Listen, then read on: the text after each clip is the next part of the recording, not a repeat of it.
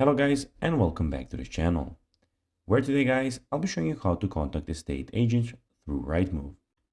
Now guys, the first thing that you of course need to do is go to rightmove.co.uk and you'll be greeted by a website looking like this.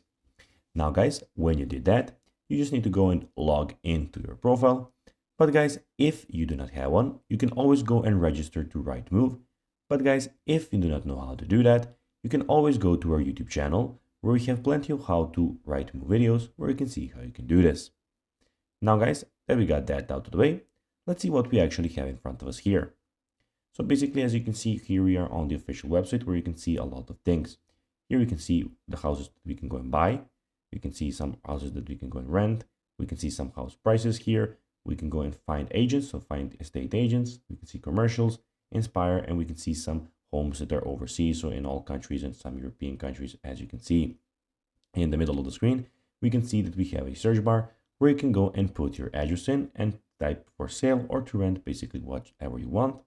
And guys, also in the top right corner, we have My Rightmove, where you can see everything about your profile. So here we have saved properties, inquiries, drawn areas, tracked properties.